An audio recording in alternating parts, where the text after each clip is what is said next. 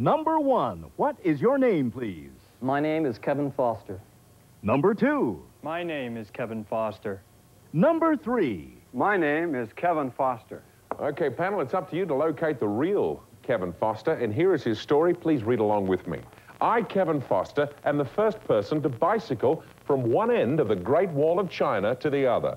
The idea first came to me as a young boy when I saw President Nixon's visit to the wall. It took me 18 years before the Chinese government okayed my ride. Along the way, I encountered choking dust storms in the Gobi Desert and sections of wall that crumbled beneath me. Every time I went through a different province, I was stopped for questioning and was lucky to get through. After 35 days, my dreams had finally come true.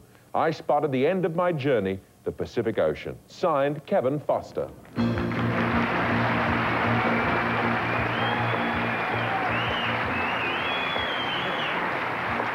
Welcome, gentlemen. Well, none of them walk like they have sore legs, so it'll be difficult. So we'll start the questioning with Sarah first. Number 1, did you have to learn Chinese? No, ma'am. Number 2, did you learn Chinese? Just enough to get me by. Number 3, did you learn Chinese? No, I had a traveling group of 5 Chinese people that helped out. Number 2, what impressed you about the Chinese people? Just their love of people.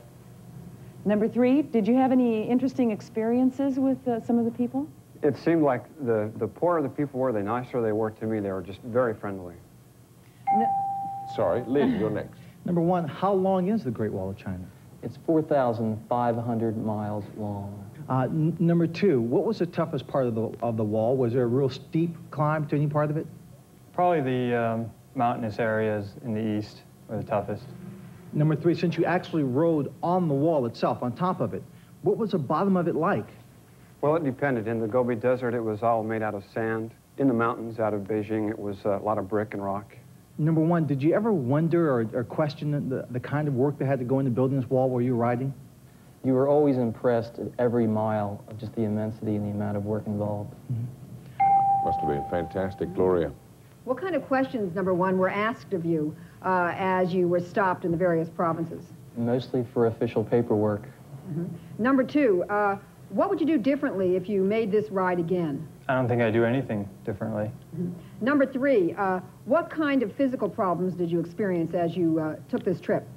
In the desert, there were sandstorms. In the mountain, I had hailstorms. Just the weather was probably my biggest challenge. And number 2, what other long trips have you taken on the bicycle?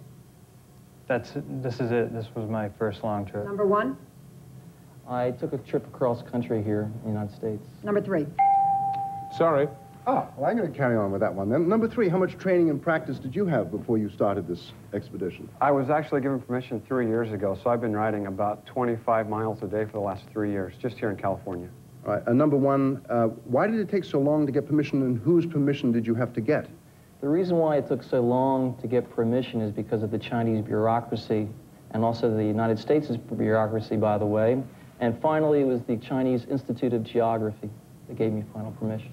Did you, number 2, did you approach the Chinese Tourist Board? Would they have been, if you were to do this again, would you approach the Chinese Tourist Board to facilitate?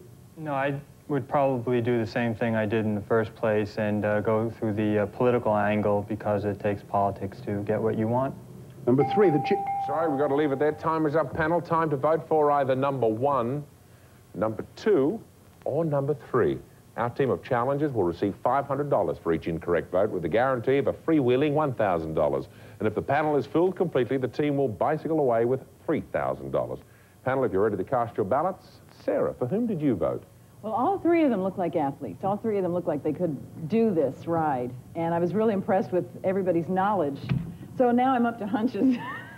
I think it's number 1. Okay, hunch time. Number 1, Lynn Swan. Well, of course, he asked for permission 18 years ago, so that gives us some idea to his age that he probably wasn't a child when he decided to do this. So I think number 1 looks old enough to do it. I was also looking at their bodies, and number 2 and 3 look like they're in great shape, but number 1 still looks like he's a cyclist, so I voted for number 1. Another athletic vote. Gloria. I don't think it's number 2 because he hasn't taken any other long bicycle rides before this trip. I think it's either 1 and 3, and I'm going to go with 1 simply because he said he bicycled across the United States. That sounds like a long trip before the Great Wall of China trip. Number 1. Oh, could be another clean sweep. No, it will not be. Okay, I won't let that happen. right. I was right last time with number 3, so it's going to be number 3 again this time. Oh, You're gonna okay. see. The numerological approach. Oh, okay, excellent. All righty. The votes are all in. As you can see, 3 votes for number 1, nothing for number 2, 1 for number 3. Let's find out who the real Peking pedal pusher is. Will the real Kevin Foster please stand up?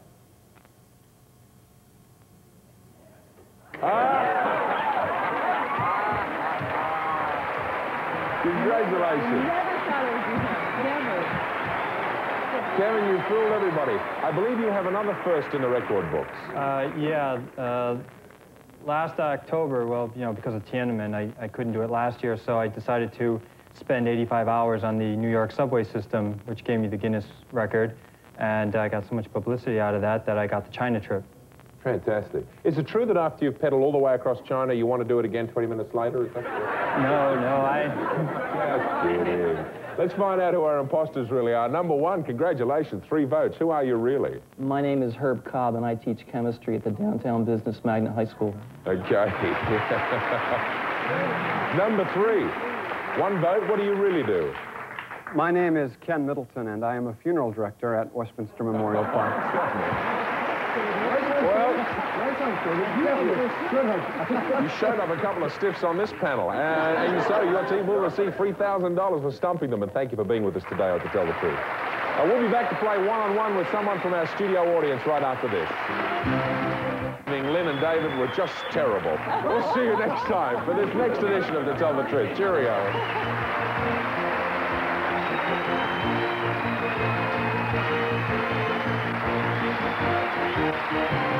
This is Burton Richardson speaking for To Tell the Truth, a Mark Goodson television production.